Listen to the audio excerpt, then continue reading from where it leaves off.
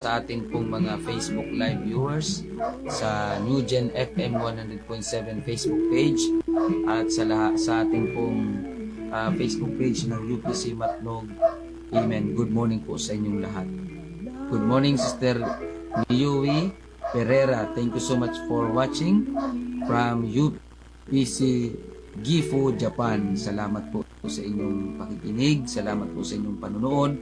At pagbati din po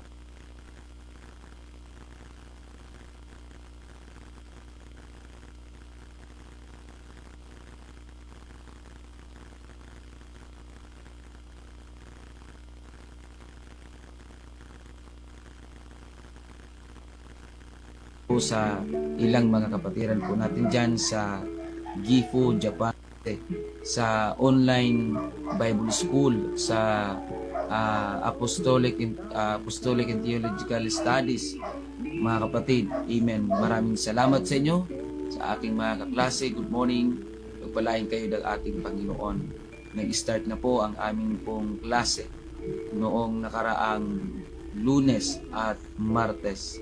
At salamat sa Panginoon sa 3 taon na kanyang biyaya, provision financially sa ating pong pag-aaral sa Bible School. At ngayon mga kapatid ay fourth year na po tayo sa biyaya ng Panginoon. Mga kapatid, next year ay magtatapos na. So salamat sa Panginoon na mag-isa po natin tinataguyod yung ating pong pag-aaral sa tulong at biyaya ng Panginoon. Tunay nga mga kapatid na ang provisyon ng Panginoon ay nariyan. Amen. Basta tayo po ay mayroong willingness and desire. Amen. To be used by God. At tayo po ay mayroong willingness na mas lalo pang mag-aral ng salita ng Panginoon. Kaya kami po na mga nangangaral ng salita ng Diyos, mga kapatid, kami rin po ay nag-undergo ng training, studies, mga kapatid, para mas lalo pa pong matuto sa salita ng Panginoon. Sapagkat hindi po natin maipapangaral ang salita ng Diyos kung hindi muna natin ito naunawaan at naintindihan. Salamat sa Panginoon. Amen. Ang aking pong may bahay, Charlotte Generalo. Amen. Praise God. Good morning sa aking butihing may bahay na very supportive. Amen. At sa prayer, praise God, salamat sa Panginoon. At tayo ay patuloy na gagamitin ng ating Panginoon.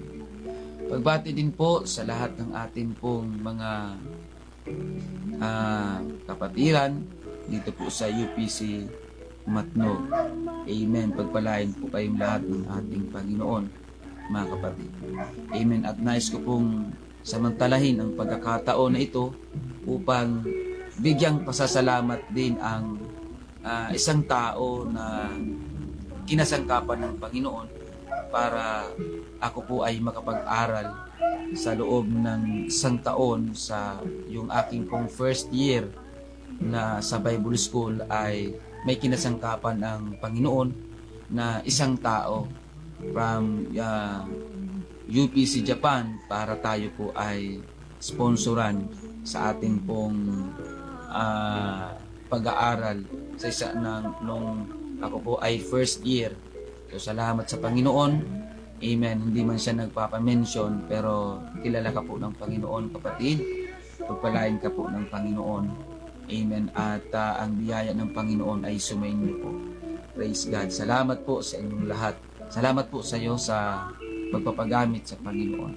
So siya po ay nag-sponsor sa akin nung ako ay first year. So yung 1 taon na tuition ay siya po ay ginamit, kinasangkapan ng Panginoon. Thank you po sa iyo. At ayaw niya magpa-mention, kaya thank you so much, kapatid, sa iyo pong pag-sponsor. Pagpalain ka po ng Panginoon. At nawa, marami ka pa pong may sponsoran na mga talagang willing na mag-aral at magpagamit sa ating Panginoon. Salamat po. At ang ating pong mga pagpapagal ay hindi nawawalan ng kabuluhan. Good morning, Sister Nancy Dangla. Pagpalain ka po ng Panginoon. Amen. Praise God. Salamat po sa iyo.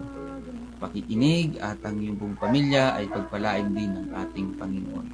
Magang atin pong mga radio listeners and sa lahat ng ating pong mga nakikinig sa Facebook page ng New Gen FM.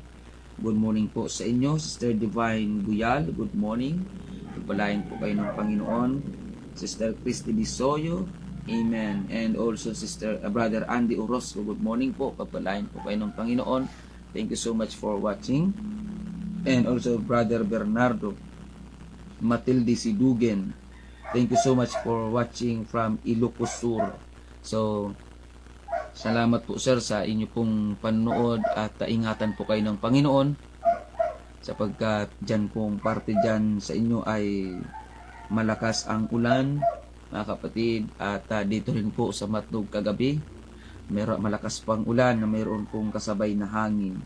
So mag-ingat po tayo mga kapatid lahat at magpatuloy tayo sa pananalangin sapagkat itong panahon yan po ang isang bagay na hindi natin kontrolado. Good morning, Sister Laura Gumban at ang inyong buong pamilya, pagpalain po kayo ng Panginoon. And also, Sister Miguela Mira, good morning. Diyan po sa UPC Italy, pagpalain po kayo ng atin pong Panginoon. Amen. At ang iyo pong ministry, pagpapagamit sa Panginoon. Praise God. So, merong nagtanong, yes po, next year po ako ay magtatapos na sa Bible School online next year po. So salamat po sa inyo pong mga panalangin. Salamat po sa inyo pong mga support. Pagpalain po kayo ng Panginoon. Thank you po sa pagbati. Salamat po. Pagpalain tayo ng Panginoon. Amen. At pagbati din po sa ating pong mga kapatiran dyan sa Manurabi Church. Good morning. Amen. Ngayong Sabado po ang ating pong ang ating pong schedule ng pagsamba. At sa ating pong mga tagapakinig, amen, dyan po sa bulan, amen, ang schedule po ng ating pong pagsamba ay patuloy namin ipinaanyaya sa inyo na tayo po ay dumalo, mga kapatid, amen, sa tuwing Sabado po, alas 6:30 po ng umaga dyan po sa Magsaysay Church. At alas 8 naman po ng umaga dyan po sa Iquirino Church.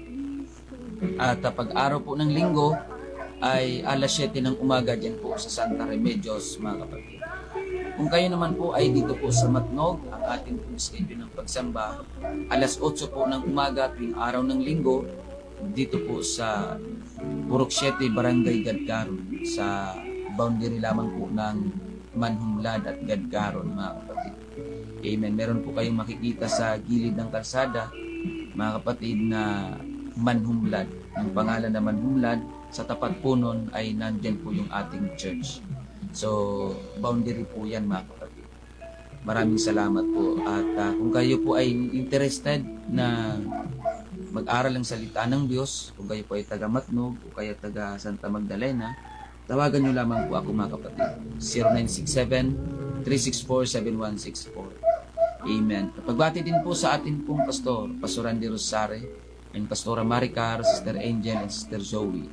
Amen. Praise God. Pagpalain po kayo ng Panginoon. Ingatan po kayo ng Diyos sa inyo pong mga pagbiyahe. By this time, tayo po ay magpatuloy, mga kapatid, sa pag-aaral ng salita ng Diyos na atin pong sisimulan sa atin pong pananalangin. Sabayan niyo po ako sa atin pong pananalangin sa atin pong Panginoon. Dakila at makapangyarihang Diyos, aming Panginoong Jesucristo. Maraming salamat po sa napakagandang umaga na ipinagkaloob mo sa amin, na bagamat ang ilang lugar sa amin pong bansa ay talagang binaha. Salamat, Panginoon, na patuloy kang nagbibigay ng proteksyon, biyaya. Pagpalain mo, Panginoon, ang aming pong pakikinig. Salamat po, Diyos, na ang aming pong mga tagapakinig, taga-subaybay, ay patuloy mong kinakatagpuan. Pero pagka niraska mo siya, magandang pakinggan kasi may harmony, mga kapatid. Amen. So, ganun din ang keyboard, iba-iba ang tunog niyan. sa bawat key. Pero pag tinugtog mo siya, meron na siyang harmony. Masarap ng pakinggan. Tayo bilang mga mananampalataya, iba-iba ang ating gampanin. Sabi nga ni Apostol Pablo, mayroong sa isang katawan, iba't iba ang parte ng katawan. Pero mga kapatid, kagaya ng katawan natin, iba-ibang parte, kamay, paa. Kaya tayo, bilang mga mananampalataya ng ating Panginoong Jesucristo, gawin natin ang lahat na mayroong pong harmony, na hindi nagkakainggitan, hindi nagkakaroon ng insecure sa isa't isa, mga kapatid, kundi bagkus magkaroon tayo ng supportive spirit, amen, sa bawat isa na atin pong ipagpasalamat sa Diyos na siya, ginagawa niya yun para sa Diyos. Kaya nga doon mga kapatid, binasa natin, amen, praise God. Ang unang gagawin natin para tayo ay mas lalo pang maging harmonious yung ating ginagawa sa ating pong Panginoon bilang paglilingkod. Let the word of Christ dwell in you in all wisdom. So, yung salita ng Diyos para maging harmonious yung atin pong ginagawa sa loob ng church. Mga kapatid, kailangan ang laging manahan sa ating puso, sa ating isip, ay ang salita ng Panginoong Jesucristo. Kailangan ang laging nagdo-dominate sa puso at isip natin ay ang salita ni Kristo. Kasi yan ang magsisilbing guidance natin. Yan ang magsisilbing guide natin sa mga kaisipan na negatibo at mga kaisipan na hindi naman makakatulong sa ating paglago, sa ating paglilingkod. Kaya ang kailangan manahan o mag-dominate sa puso at isip natin ay ang salita ni Kristo. Amen. Kapag ang salita ni Kristo ang nagdo-dominate dito, basahin natin sa Colossians chapter 3 verse 15, at maghari sa inyong puso ang kapayapaan ni Kristo, na diya'y tinawag din naman kayo sa isang katawan, at kayo'y maging mapagpasalamat. Manahanan nawang sagana sa inyong salita ni Kristo, ayon sa buong karunungan, kayo'y magturuan at magpaalalahanan sa isa't isa, sa pamamagitan ng mga salmo at ng mga himno at mga awit na ukol sa Espiritu na magsiawit. Mga kapatid, mga kaibigan, sa mga kapwa po mananampalataya, let us let us work together with harmony sa ubasan ng ating pong Panginoon.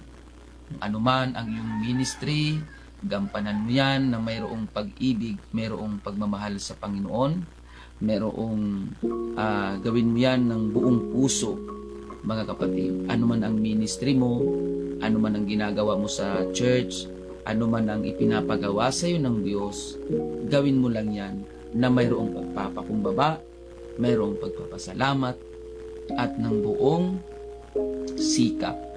Kaya kapatid, amen, mahalin natin ang ministry na iniatang sa atin ng ating Panginoon. Sapagkat kung yan ang ministry mo, diyan ka pagpapalain ng ating Panginoon. So, let us dwell kung gawin yan at hindi kayang gawin ng iba, mas lalo tayong magpasalamat sa Diyos na Panginoon, salamat na kahit ako'y makasalanan, kinahabagan mo, talagang binigyan mo pa rin ako, binigyan mo pa ako ng pagkakataon. Amen. Pribilehiyo na gamitin. Kasi alam niyo po mga kapatid, ang pagpapagamit sa Panginoon, ito po ay privilege. It is a privilege na gamitin ng Panginoon. Opportunity. When we say privilege or opportunity, hindi lahat ng tao meron yan. Hindi lahat ng mga mananampalataya meron yan. Kaya, ipagpasalamat natin yun sa Panginoon na meron tayong ganun. Let us do it with harmony. Let us work together with harmony. Na hindi nagkakainggitan, hindi nagkakaroon ng insecurity sa isa't isa. No, mga kapatid. Kapag nagsimula na ang pagkakainggitan sa isa't isa, insecurity, diyan na magkakaroon ng pagkakabahabahagi. Hindi man magkakabahabahagi in physical appearance, mga kapatid. Ayaw kasi ng Diyos na mayroong pagkakabahabahagi sa espiritu, sa isip, sa puso. Mga kapatid, although nagsasama kayo physically, pero ang puso at isip nyo ay nagkakabahabahagi na. Kasi mayroon ng pagkakainggitan. Ayaw ng Diyos ng ganyan. Mga kapatid. Praise God. Kaya una, mga kapatid, na ating pong gagawin, kailangan manahan sa ating puso at isip ang salita ng Panginoong Jesucristo para magsilbing guidance natin. Gabay. Amen. Pangalawa, ano man ang ating ginagawa, kailangan gawin natin yun sa pangalan ng Panginoong Jesucristo. At next, mga kapatid, sa pangalan ng Panginoong Jesucristo, hindi sa pangalan ng tao. So, ibig sabihin, ang ating mga ginagawa, hindi dapat nakasentro sa isang tao lang o hindi nakabase sa isang tao lang. Hindi. Because we cannot please everybody. We cannot please everyone. Mga kapatid, hindi natin kayang bigyan ng kaluguran ang mga tao sa paligid natin. Kaya kung kung yung ginagawa ay dahil sa isang tao, mabibigo ka lang. At hindi lang mabibigo, mapapagod ka. Madidisappoint ka. Kasi paano kung, halimbawa ako, ang ginagawa ko ay para kay ganito.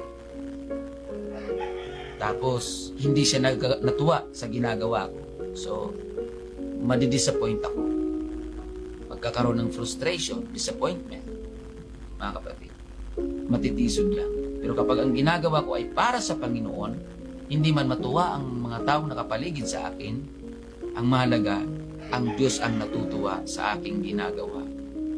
Yun ang kailangan nag-motivate sa atin, mga kapatid. Kaya, pangatlo na kailangan nating tandaan para magkaroon ng harmony ang ating ginagawa. Whatever you do, do it with all your heart. So kanina, ano man ang ating ginagawa, gawin natin sa pangalan ng Panginoon. At next, habang ginagawa natin yun sa pangalan ng Panginoon, gawin natin yun ng buong puso. Na mayroong pagmamahal, na hindi napipilitan, hindi ka lang basta nautusan, kundi ikaw mismo nauunawaan mo sa puso at isip mo sa sarili mo na kaya mo yung ginagawa dahil mahal mo ang Panginoon. Kaya anuman ang ministry natin sa loob ng church, mahalin natin. Excuse me. Maging responsable tayo sa ministry na ibinigay sa atin, na iniatang sa atin. Mahalin mo kung ikaw ay Bible study teachers, ikaw ay nagtuturo, maging on time ka. Kung ikaw ay nagtutugtog sa loob ng church, mahalin mo ang pagtutugtog. Kailangan isa puso mo, na hindi ka lang basta tumutugtog, kundi bagkus ikaw ay nararamdaman mo mismo yung tinutugtog mo. Mga kapatid, kung ikaw naman ay naglilinis sa church, so mahalin mo yan, na sa paglilinis mo, mga kapatid, huwag mong isipin na ano ba yan, ako lang lagi ang naglilinis, ako lang lagi ang nagwawalis, ako lang lagi ang nag-iintindi dito sa church. No. Hindi yan pagmamahal, mga kapatid. Ang pagmamahal, ang ministry na mayroong pagmamahal ay hindi nanunumpat. Nasasabihin, maghapon na ako naglilinis, tapos kayo naman. No. Kung ganyan rin lang naman, huwag natin. Una, sa pastor natin, kailangan magkaroon tayo ng loyalty, mahalin natin ang pastor natin, mga kapatid, wala namang perfectong pastor, wala namang perfectong leader, mga kapatid. So, hindi natin kailangan maghanap ng perfectong leader. Sapat na mayroon kang pastor na binigay sa iyo ang Panginoon para ikaw ay alalayan, ikaw ay gabayan at turuan. Ngayon, habang ikaw ay tinuturuan, binigyan ka ng Diyos ng ministry na kailangan mong gampanan, then maging responsable tayo sa ministry na yan. Kung ikaw ay tagapagturo, maging on time ka, mag-aral ka talaga, ay hindi yan maiwasan dahil iba-ibang ugali natin. Ganun pa man, kailangan ang mag-dominate pa rin dapat sa ating ay ang ating pag-ibig sa isa't isa, ang ating pagmamahal, ang ating pag-ibig. Mga kapatid, hindi maiwasan sa loob ng church ay magkakasagian ng ego, magsasagian ng ugali, magkakaskasan ng mga ugali. Ganun pa man, manahan sa ating puso ang pag-ibig at pagmamahal. Mga kapatid, Amen. Purihin ang pangalan ng ating Panginoon. Mga nanood sa atin sa Facebook page ng Newgen FM, mga kapatid, maraming salamat po. Amen. Sister Edna Dalida, good morning. Pagpalain ka ng Panginoon. And also Sister Rebecca Montemor, good morning. Thank you so much for watching. Sister Yuli Albao, good morning po. Amen. Pagpalain po kayo ng ating Panginoon. Sister Angelita Ligoro, praise the Lord. Sister Margie Guitan Isiha, Sister April Santos, good morning. Sister Elena Burabo, good morning. Thank you so much for watching. Sister Gemma Guelas, amen. Pagpalain po kayong lahat ng ating Panginoon. Praise God, amen. At Sister Teresita Trinidad Kinsona, good morning. Pagpalain po kayo ng Panginoon. Maraming salamat sa inyong pagsubaybay. Thank you so much din po sa atin pong technical side, Paring Box, good morning. Maraming salamat din po sa inyong pag-assist. At mga kapatid, amen. Muli, ako po ang inyong lingkod, Pastor Alfred Generalo ng United Pentecostal Church, Matnog, na inyo pong nakapili ngayon sa pag-aaral ng salita ng Panginoon. Amen. Ang aking pong contact number, 0967-364-7164. 0967-364-7164. Yan po mga kapatid ang aking pong contact number. Tawagan nyo lamang po ako kung kayo po mayroong mga prayer request at nais nyo pong mag-request ng libreng pag-aaral ng salita ng Diyos, Bible study sa inyong tahanan. Tawagan nyo lamang po kami mga kapatid. Ang inyong abang lingkod, Pastor Alfred Generalo ng UPC Matnog.